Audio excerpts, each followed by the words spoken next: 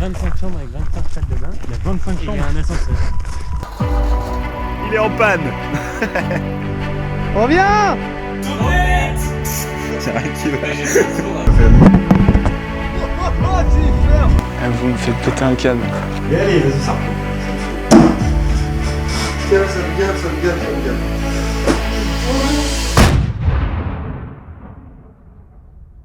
Salut les jeunes, j'espère que vous allez bien. Aujourd'hui, je vais vous raconter un événement qui a eu lieu il y a plus de 2 mois maintenant.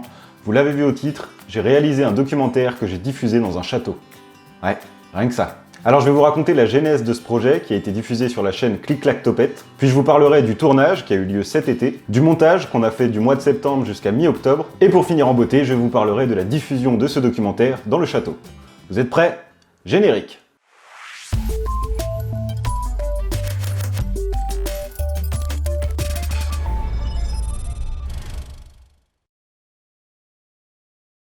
Alors avant que je vous raconte comment j'en suis arrivé à réaliser cet incroyable documentaire, il faut que je vous raconte ma collaboration avec Pierre-Benoît Leclerc sur le projet vidéo Balades historiques qui sont diffusés sur la chaîne Clic Clac Topette. Et ça, je vais le faire en moins d'1 minute 30. Cisco, timer, c'est parti. Alors pour commencer, j'ai rencontré Pierre-Benoît Leclerc lors d'une émission en décembre 2019 à Radio G, la radio locale d'Angers. À ce moment-là, moi je revenais tout juste de mon voyage en Nouvelle-Zélande et Pierre-Benoît faisait des chroniques historiques qui s'appelaient justement Clic Clac Topette, qui étaient diffusées à Radio G. Il avait comme idée d'adapter ses chroniques dans un format vidéo. Il m'a parlé du projet, il m'a dit qu'il aimerait bien avoir un cadreur, voilà, quelqu'un pour le filmer éventuellement dans les rues d'une ville. L'idée c'était que Pierre-Benoît s'occupe du côté historique, donc le fond des vidéos, le script, les interviews, la narration, et que moi je m'occupe de la forme, donc plutôt le montage, le cadrage, la prise de son, etc. En début 2020, on s'est rendu à Saint-Florent-le-Vieil pour tourner la première vidéo, la vidéo pilote. Au moment du tournage, on savait pas du tout à quoi ça allait ressembler. Ensuite, on a fait le montage tous les deux et puis on a diffusé ça sur YouTube. Et quelle ne fut pas notre surprise quand on a vu les chiffres d'audience de la vidéo sur YouTube. On s'est rendu compte qu'au final, ce format plaisait, que ça intéressait les gens, que c'était instructif. Et comme on a adoré bosser ensemble, on s'est dit que ça serait une bonne idée de faire plus de vidéos, de faire une vraie saison des balades historiques. Et voilà, l'aventure était lancée. En 2020, vous le savez, il y a eu plusieurs confinements, du coup on a pu tourner que 3 vidéos, une à Baugé, une à Beaufort et une à Segré en Anjou bleu, avec Jean Luard. Retenez bien ce nom, il aura de l'importance par la suite. Et le succès était au rendez-vous. Bon bah voilà, il y avait des vues sur les vidéos, ça intéressait les gens, on avait pas mal de retours. Et donc pour 2021, même programme. On a eu envie de faire plus de vidéos, de proposer plus de contenu sur la chaîne et de moments sympathiques à travers les villes de l'Anjou. Je suis donc associé à Pierre-Benoît Leclerc dans les vidéos Balades historiques sur la chaîne Clic Clac Topette. Voilà.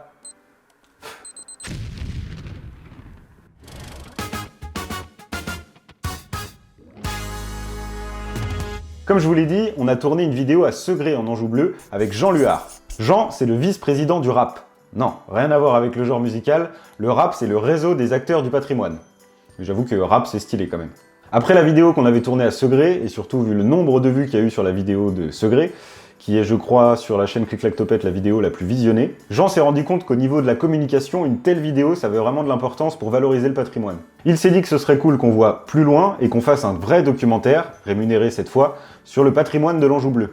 Donc on devait filmer plusieurs lieux avec plusieurs intervenants, le but étant de faire un reportage de 30 minutes avec plusieurs mini-reportages à l'intérieur. Fin juin, on est parti faire ce qu'on appelle les repérages, donc aller à la rencontre des gens, des intervenants, comprendre l'histoire de chaque lieu pour le retranscrire au mieux dans la vidéo.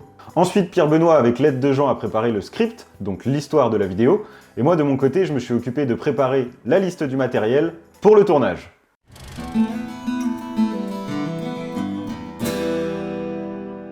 Alors on a tourné ce documentaire sur 3 jours. Ça peut paraître court, mais en vérité c'était très intense. On a fait 2 jours pour filmer les lieux, les intervenants, et 1 journée pour filmer les plans en AMI 8. Alors une AMI 8, si vous savez pas ce que c'est, je vous mets une photo juste là. Alors justement c'était celle de Pierre-Benoît qu'on avait justement pour la vidéo. C'était incroyable parce que ça nous servait vraiment de fil rouge pour emmener les gens au fur et à mesure des rencontres et des histoires et des lieux qu'on devait visiter. Alors ce tournage, c'était tout simplement incroyable. Les gens étaient super gentils, il y avait toujours une bonne humeur. On était vraiment super bien accueillis à chaque fois qu'on arrivait dans un lieu. Tout le monde avait une belle énergie, les gens étaient volontaires. Non, vraiment, c'était au top. Bon, évidemment, c'était pas toujours tout rose. On a eu quelques galères au tournage avec le matériel. On a eu aussi différents problèmes pour gérer les gens qui n'avaient pas forcément l'habitude de se faire filmer. C'est quand même un exercice qui est très compliqué quand on n'a pas l'habitude d'avoir une caméra en face de soi et qu'on doit raconter quelque chose. Mais dans l'ensemble, tout s'est super bien passé. Bon, sauf avec l'AMI 8, qui a failli rendre l'âme alors qu'on n'avait pas encore commencé le tournage. Oui! Il est en panne. Ah. Et voilà, fin de la journée. Super. Jean, c'est pété? C'est pété? Non, non, c'est normal. Elle aura vécu 20 minutes. Ah! Oh! Magnifique! Magnifique! Elle est là! Oui, bon, je vais pas vous mentir, de toutes les journées de tournage qu'on a eues, la dernière c'était celle que je préférais. Déjà parce qu'on n'avait plus la pression des 2 jours précédents de penser à tout ce qu'on devait faire. Et en plus de ça, c'est la journée où on a tourné les plans en AMI 8. Et franchement, avec le drone, je me suis bien amusé.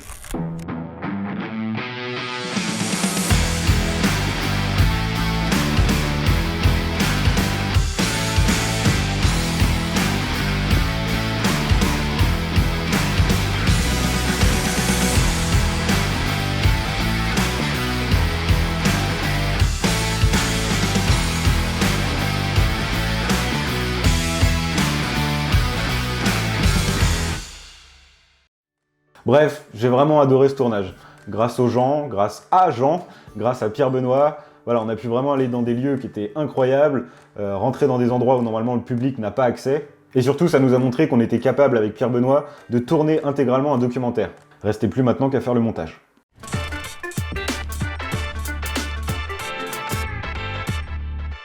Ah, le montage de cette vidéo, quelle aventure, je vous raconte pas. Enfin si, justement, je vous raconte. Eh ben oui, parce qu'après avoir filmé pendant 3 jours, avoir filmé des heures et des heures et des heures de vidéos, il fallait monter un reportage de 30 minutes. Et ça n'a pas été de mince affaire. Véritable expression de vieux, ça. Bon alors pour vous parler du montage, on va faire ça avec des chiffres. Ça va être plus parlant et ça va remettre un petit peu de dynamisme dans cette vidéo. Alors premier chiffre pour parler du montage de cette vidéo, 65. À votre avis, à quoi ça correspond 65? Eh bien ce chiffre, c'est le nombre d'heures de films qu'on a réalisé pour ce documentaire. On a filmé 65 heures. Et je vous rappelle qu'à la fin, on fait un reportage de 30 minutes. Ouais, il y a eu du tri au montage. Deuxième chiffre, et celui-là est un petit peu plus conséquent, 752. À votre avis, à quoi ça correspond? Ça aurait pu être le nombre de jeux de mots pourris qu'on a fait pendant le tournage, mais c'est pas ça. 752, une idée? Eh ben je vais vous le dire, 752, c'est le nombre de gigas de vidéos qu'on a réalisées. Voilà, on a filmé 65 heures et ça a produit 750 gigas de vidéos. Donc ça fait un bon disque dur rempli, juste pour le documentaire. Ah bah je vous ai dit qu'on avait fait du tri. Voilà, à titre de comparaison, une balade historique comme vous pouvez retrouver sur la chaîne Clic Clac Topette, en moyenne, on a 100 gigas de rush pour 10-15 minutes de vidéo. Et bah là, on avait 600 gigas de plus pour une vidéo de 30 minutes. Oui, c'est beaucoup. Alors troisième chiffre, attention celui-là il est précis, 98,4. Quoi, ça peut bien correspondre, 98,4. Une idée? Toujours pas? Eh bien je vais vous répondre. 98,4, c'est le nombre d'heures que j'ai passé à faire le montage. 98 heures et 40 minutes. Heureusement qu'on est bien assis dans cette chaise. Attention, dernier chiffre, 2 et 27. Oui, cette fois il y en a 2. Il y en a 2, mais ils sont liés ensemble. Eh bien 2, c'est le nombre de fois où j'ai failli abandonner le montage. Parce que 27, c'est le nombre de fois où mon logiciel de montage a planté. Parce qu'évidemment, j'avais pas toujours sauvegardé au bon moment. Et des fois, vous faites 10 minutes de travail, votre ordi se coupe, on sait pas vraiment pourquoi, une surcharge de boulot dans l'ordi, et faut tout refaire. Oui, c'est énervant.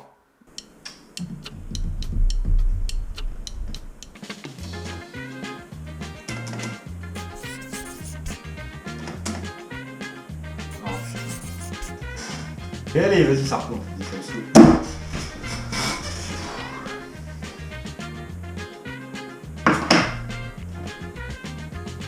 Mais allez là, putain! Oh, ça me gave, ça me gave, ça me gave, ça me gave, ça me gave. Putain de... C'était pour blaguer, évidemment. Alors évidemment, j'ai pas abandonné, et évidemment, j'ai terminé le montage de la vidéo. Pierre Benoît est venu plusieurs fois à la maison pour m'aider pour les séquences de montage. Jean est venu pour voir la première version, qu'il a validée. Topette! Topette! Tiens, rien qui va. Et donc après 3 semaines de boulot intensif, le montage était enfin terminé. Et je peux vous dire que j'étais soulagé.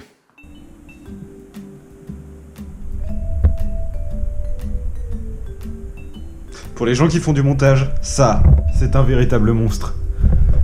Pour les autres, bah c'est des barres avec des couleurs. C'est joli, hein? C'est joli. Putain, j'ai fini! Yes! J'ai fini! J'ai fini!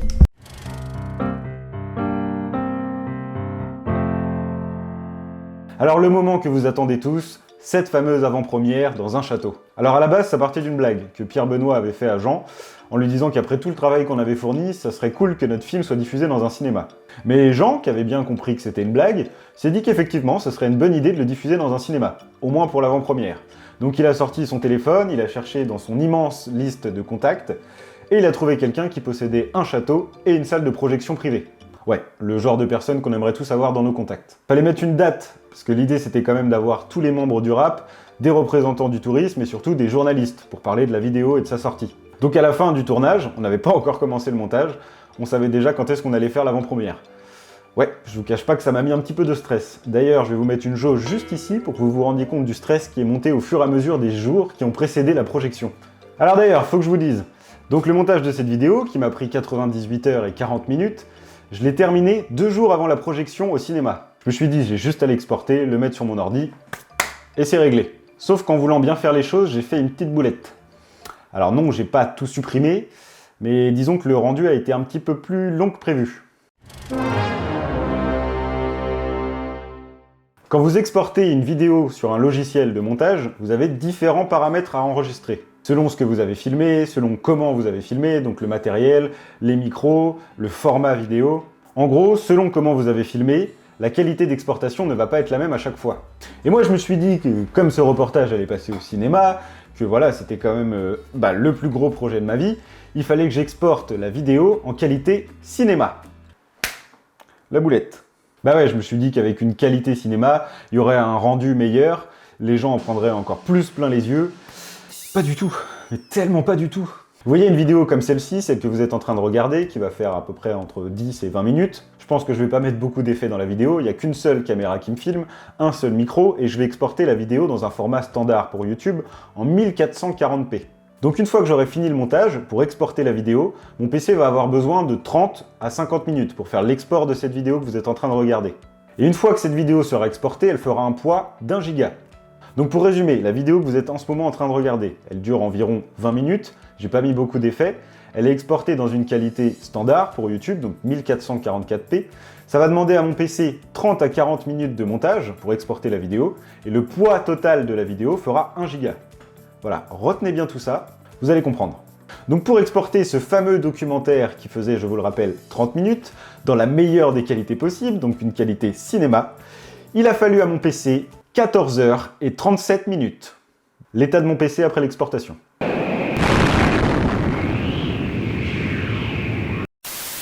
14 heures et 37 minutes, c'est monstrueux. C'est-à-dire que j'ai laissé mon PC tourner toute la nuit pour produire un monstre, oui clairement. Enfin une vidéo que je pouvais pas lire, parce que normalement il faut des machines, enfin il faut des PC spéciales pour lire ce genre de qualité.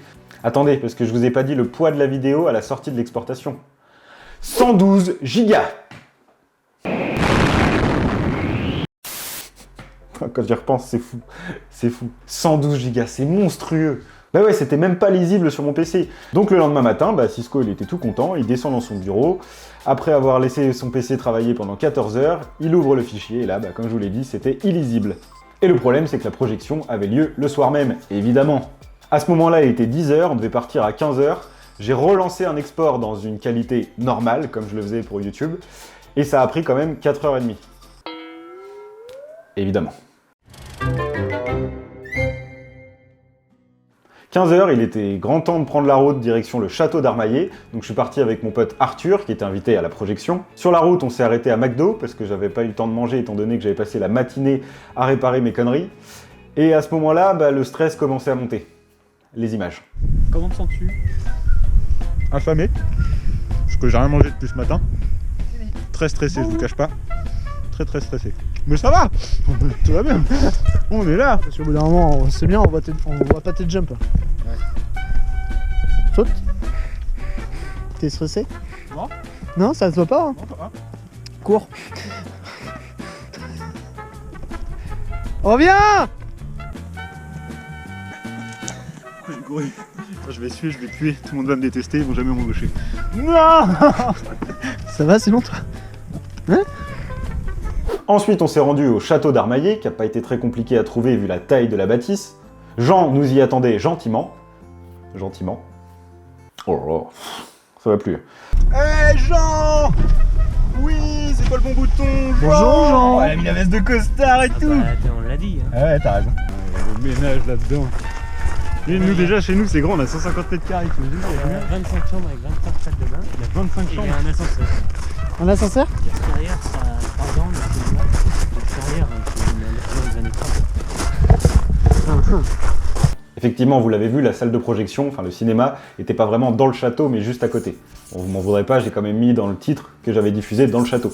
C'est à côté, c'est pareil. C'est pas du tout pour avoir un titre putaclic. Bah non, pas du tout, vous me connaissez. On s'installe, j'installe mon petit PC, je regarde un petit peu comment ça fonctionne, je vois qu'il y a une salle avec un serveur, en fait il y avait une machine qui permettait de relier directement le rétroprojecteur jusqu'au PC, donc je prends le fil qui sort de cette machine, je le branche, j'allume le rétroprojecteur et là, rien ne fonctionne. Bon là, à ce moment-là, avec Arthur et Jean, on commence à rigoler un petit peu en se disant bon, pas de panique, la projection a lieu dans 2 heures, il était 17 h et les gens arrivaient vers 18h30, 19 h. Le problème, c'est qu'on a passé 1 heure avec Arthur et Jean à essayer de débrancher tous les fils, de les rebrancher dans tous les sens pour que le rétroprojecteur affiche l'image que j'avais sur mon PC. Et au bout d'1 heure, toujours rien. À 18 h, Pierre Benoît arrive après son boulot et émet l'hypothèse que le problème vienne du fait que le rétroprojecteur n'est pas branché sur le bon câble. Le problème, c'est que le rétroprojecteur, il est à 3 mètres en hauteur. Une échelle? Non. Faut qu'on le tienne. Faut que tu me tiennes en fait. On vit notre meilleur moment. Finalement, le problème venait pas de là. Raté. Donc nous voilà repartis, tous les 4, à essayer toujours la même chose, de débrancher, de mettre sur différents modes. Et ça marche pas. Pourtant, on n'est pas débile, hein. Je fais de la vidéo, je sais utiliser un rétroprojecteur, je sais utiliser un PC, je sais utiliser une caméra. Mais là, vraiment, je comprenais pas. On était tous perdus.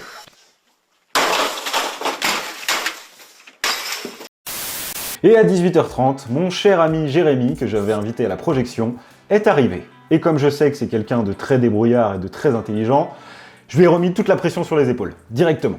Le pauvre, il était à peine rentré dans la salle, je lui ai dit « Bon mec, c'est pas compliqué, les gens arrivent dans 20 minutes, le rétroprojecteur ne fonctionne pas, faut que tu nous sortes de là. » Et là, c'était reparti, pendant 20 minutes, il a fait exactement les mêmes choses que nous, il a touché au même bouton, et ça ne fonctionnait toujours pas. Donc Jean commençait à être bien stressé parce que les invités commençaient à arriver, les journalistes, les intervenants, enfin bref, tout le monde commençait à arriver pour voir la projection, et nous, bah, on n'avait rien à projeter. Et 5 minutes avant que les gens rentrent dans la salle, et vraiment, je n'exagère pas, miracle, enfin plutôt Jérémy. Parce que 5 minutes avant que les gens rentrent dans la salle, il vient me voir et me dit « C'est bon, j'ai trouvé ». Ça marche, ça y est, on a réussi. Alors, Jérémy a réussi. Gros big up à toi, gros, tu gères de ouf. Regardez. Voilà, c'est pas lancé, mais ça va être fou. On va voir les invités. Je crois qu'il sait pas encore lui-même comment il a fait, mais on avait l'image et on avait le son. Ça fonctionnait.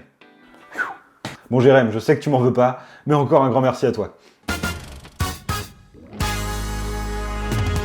Bon alors tout le monde s'installe dans le cinéma, il y a environ une trentaine de personnes, il y a les journalistes qui sont là et on commence à parler de la vidéo. Alors bonne nouvelle, j'ai les images, le problème c'est que c'est Arthur qui a filmé et comme il n'a pas l'habitude de tenir une caméra, il n'a pas fait les bons réglages. Donc le rétroprojecteur derrière ça déconne un peu. Pardonnez-le, il n'a pas l'habitude. C'est déjà cool de sa part d'avoir fait des images. La vidéo sur Segré l'année dernière qui a bien marché et donc on a décidé de faire celle sur 5 lieux du Haut-Anjou de l'Anjou bleu qui va vous être présentée ce soir. Donc on va commencer par regarder le film et puis ensuite si vous avez des questions, si vous avez envie de réagir, donner vos sentiments, etc. On pourra discuter avec eux puisque c'est leur travail là qu'on va voir. Et donc une fois qu'on avait fini toutes les questions, que chacun avait fini son speech, il était temps de regarder la vidéo. Et là... Et oui, parce que j'étais assis au premier rang avec Pierre Benoît et qu'au moment où je me suis assis dans mon siège et qu'on a lancé le film, les gens étaient derrière nous, et là j'ai réalisé ce qui était en train de se passer. C'est-à-dire que 30 personnes étaient en train de regarder un film dont l'export avait été terminé quelques heures avant.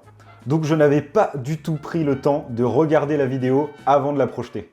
C'est-à-dire que s'il y avait la moindre erreur au montage, si par exemple il y avait une image qui avait mal été encodée, ça arrive parfois, on a ce genre d'images qui apparaissent en plein milieu du film, ou si le son avait sauté pendant l'encodage, ou pire, une interview, enfin bref, toutes les choses qui auraient pu faire que ça se passe mal, eh ben j'ai pas pris vraiment le temps de les vérifier.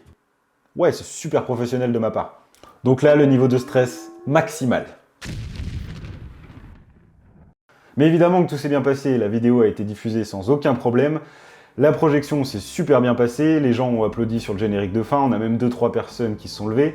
Enfin, ceux qui pouvaient, parce que je rappelle que la moyenne d'âge était quand même entre 60 et 80 ans. Et après ça, eh bien, on avait tous rendez-vous dans le château pour prendre un petit pot, et surtout pour avoir le retour des gens sur la vidéo. C'était vraiment un super moment. Moi, le stress est parti d'un coup à partir du moment où on est allé dans le château. Je savais que mon taf était terminé et qu'il n'y avait plus qu'à recueillir les impressions des gens. Et tout le monde était satisfait, donc notre travail était convenablement effectué. On était très contents de nous avec Pierre Benoît. Mission accomplie. Donc j'ai pas filmé quand on était dans le château parce que je trouvais ça important de profiter de l'instant présent. Voilà, j'étais avec Pierre Benoît, j'étais avec tous les gens du rap, les gens qui avaient participé à cette vidéo. J'étais avec mes potes, c'était vraiment un moment très intense et j'avais vraiment envie d'en profiter, donc pas avoir ma caméra qui se trimballait partout. Bon, j'ai quand même une photo. Oui, elle est floue. Que voulez-vous que je vous dise? Le gars est photographe et il fait des photos floues. Voilà. Voilà, je vais en profiter pour remercier toutes les personnes qui ont bossé sur ce projet, que vous pouvez retrouver sur la chaîne Clic Clac Topette, je vous rappelle. Voilà, donc juste remercier toutes les personnes qui ont participé à ce projet incroyable, de près comme de loin. Donc Jean, les membres du rap, Pierre Benoît, Arthur et notre sauveur Jérémy. Et puis également merci à tous nos proches, à nos amis qui nous ont soutenus pendant ce gros projet. Voilà les amis, c'était la première vidéo sur une de mes anecdotes de tournage. J'espère que ce format vous plaît, je compte sur vous pour avoir vos impressions dans les commentaires. Dites-moi ce que vous en avez pensé, si la vidéo est trop longue, s'il faut que je mette plus d'images, d'illustrations, voilà. Donnez-moi vos impressions, vraiment ça compte pour moi. Et dites-moi si vous voulez que ça soit une série sur ma chaîne, voilà, si vous voulez qu'il y ait d'autres épisodes où je vous raconte des anecdotes de tournage. Merci d'avoir regardé cette vidéo, je vous dis à très vite les amis pour de nouvelles aventures, portez-vous bien, topette!